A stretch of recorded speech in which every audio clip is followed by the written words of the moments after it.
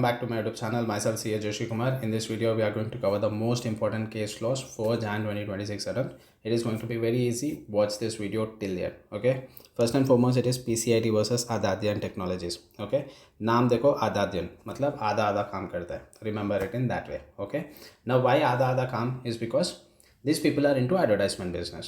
तो वो अपने एडवर्टाइजमेंट बिजनेस के लिए लोग एक सॉफ्टवेयर डेवलप करते हैं. ओके, तो वो सॉफ्टवेयर डेवलप होने में लंबा टाइम लग जाता है. ऑलमोस्ट 2 years हो गया. ओके, आफ्टर 2 years वो जो टेक्नोलॉजी था वो बदल गया. So they decided to abandon the software. जो भी डेवलपमेंट हुआ उसको रोक दिया. बट लास्ट 2 years से जो भी एक्सपेंडिचर हुआ, whether that expenditure can be taken as revenue expenditure और not is the case. Okay, now let's understand that decision.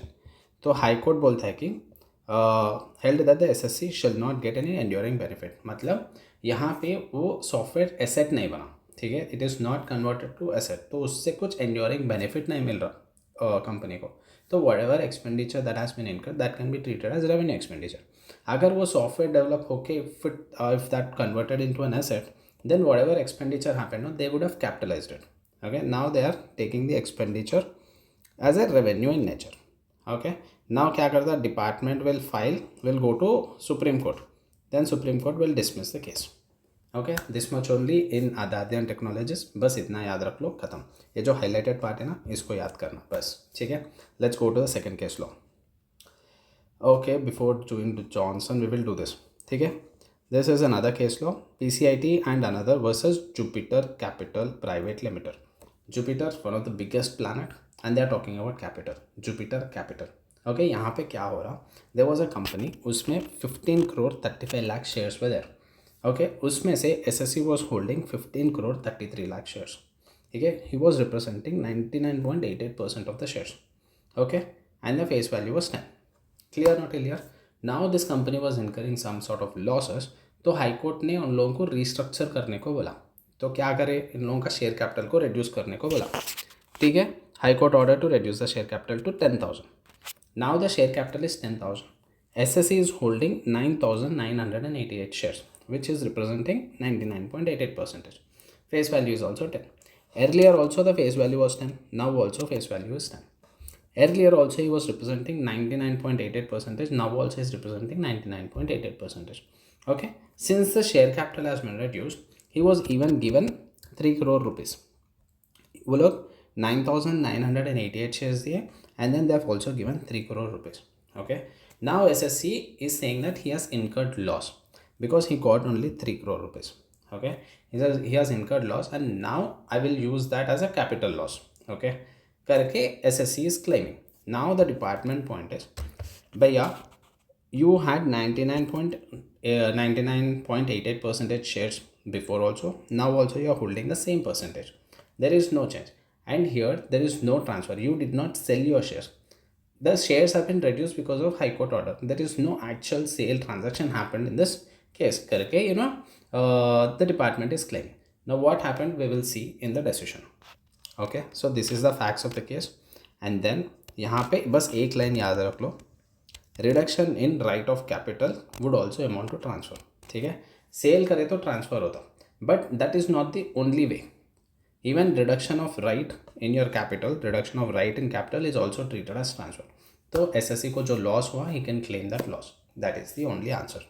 I hope this point is clear. This notes you can find it in the Telegram channel. Download it from there. Okay, na? Thank you. Next case law. See another easy case law. This is DCIT versus Travel Designer India Private Limited.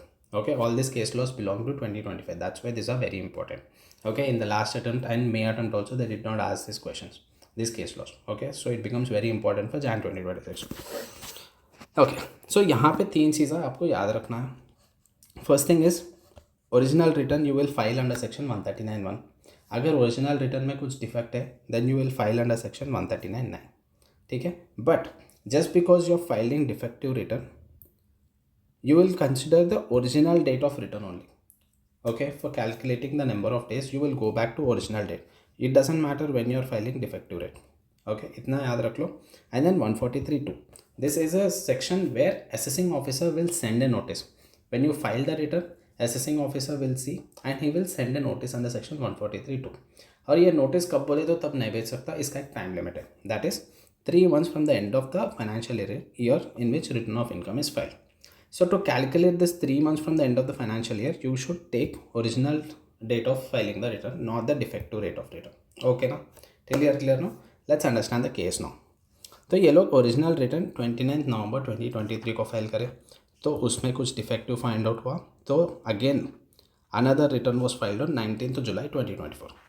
देखो 29 नवंबर, उसके बाद almost 7-8 months के बाद they filed a defective return.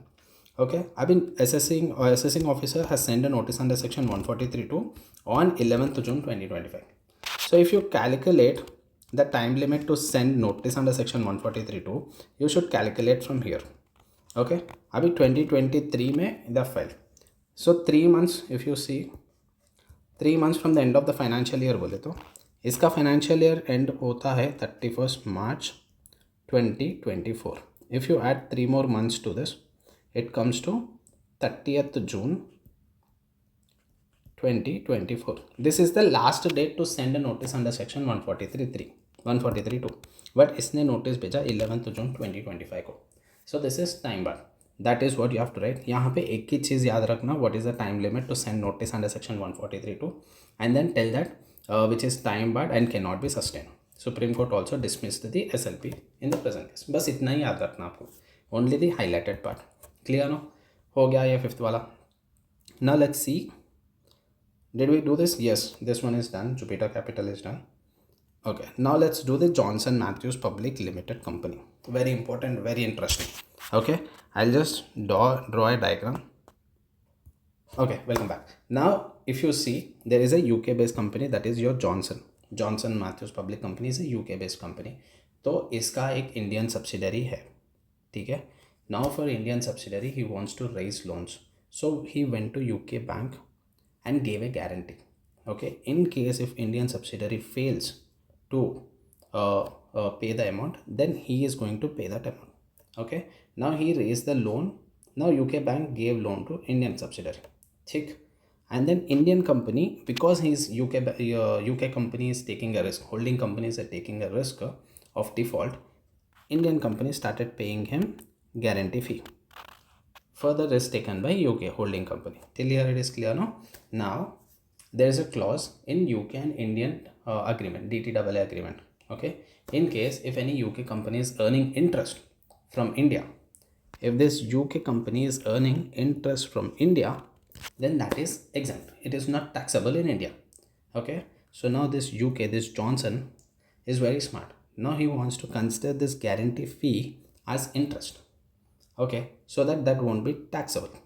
Okay, now the question is whether that can be considered, whether this guarantee fee which Indian company subsidiary is paying to holding company Johnson, whether that can be considered as interest or not is the question. Okay, now let's see. So that is your facts of the case. We have covered all the facts of the case till here. Now interest is defined in two different sections. One is in your DTAA 12(5) of DTAA and the other one is 228 of Income Tax Act. दोनों में यही बोलता है कि interest is a component in between two borrowed, like there should be a borrowing between two parties. Okay, यहाँ पे holding company did not lend any money to Indian subsidiary. It was the UK bank which lent the money to Indian subsidiary. So between these two parties there is no borrowing or lending. Okay, so whatever guarantee fee that Indian subsidiary is paying, that cannot be considered as interest. That is what they've concluded it here. Okay, now if you see, the guarantee fee does not fall under interest as defined under Article 12 of DTAA or Section 228A of interest. So it is not treated as interest. अभी ये जो income which he is earning, this guarantee fee is an income to UK company and that he is earning from India. So that will be as an other income. Okay, he should show this as an other income and which is taxable in India. Clear, no?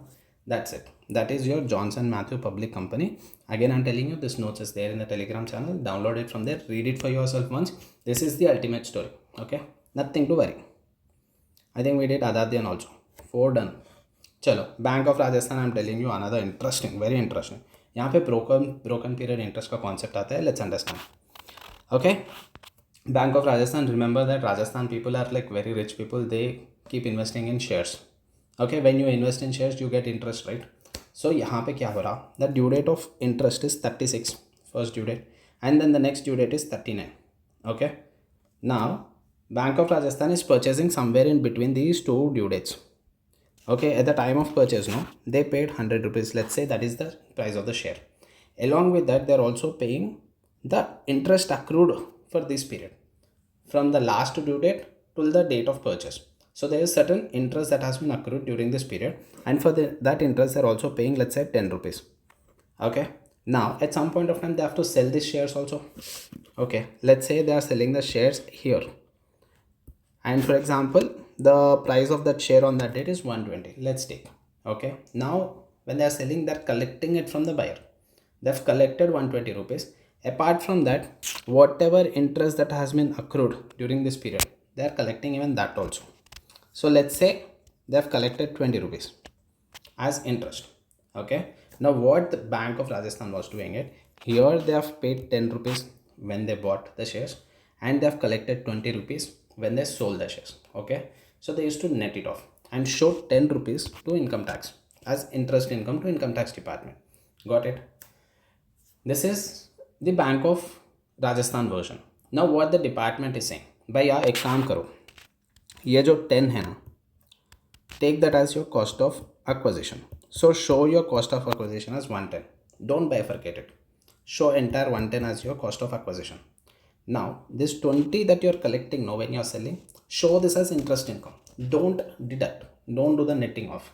Show this entire 20 as your interest income. Is what department is saying. This is what is your facts of the case. Now let's see the analysis. तो यहाँ पे whenever a company is investing, so since this is a Bank of Rajasthan, no, they have to maintain statutory liquid ratio. For that purpose, they keep investing in government securities. Now there are three types of investments. First one is your held for maturities. You can hold it till the maturity, and the other one is available for sale. You can immediately sell it, and the other one is held for trading. This is also buying and selling is happening. Okay, these two are treated as stock in trade. They are not your fixed assets, they are stock in trade. Okay, current assets. And then held for maturity is your fixed asset. Okay, which is for a long period of time. Okay, so now if they have made purchases to hold till maturity, then that becomes your capital expenditure. Okay, whatever expenditure incurred at the time of purchase, now purchase price is 100 and they've paid interest for 10 rupees as interest. So this entire cost can be taken as capital expenditure. You can capitalize even 10 also. So there is no netting of provision. You cannot do net off in case of held for maturity. Okay, now in the other two cases where you are treating the other two as stock in trade, so you cannot capitalize them. You have to take that expenditure as revenue expenditure. So for these two, netting of provision is still available. You can only show 10 to the income tax department. Okay, clear now? So three types of investments available for sale and held for trading are treated as stock in trade. Therefore, these two types of securities, deduction of broken period interest is available for these two types. Okay, held for maturity are usually for long term till their maturity, so benefit of broken period interest will not be available. In case of held for maturity, broken period interest ka benefit is not available. You have to capitalize it. Okay, so the same thing is there here. You just have to know this highlighted part. Okay, now so that is it. These are the most important case laws for Jan 2026 attempt. In case if there are any, then I'll update you guys. Please do subscribe, and this notes in the Telegram channel. Subscribe the Telegram channel also. Let's go. See you all in another video. Thank you.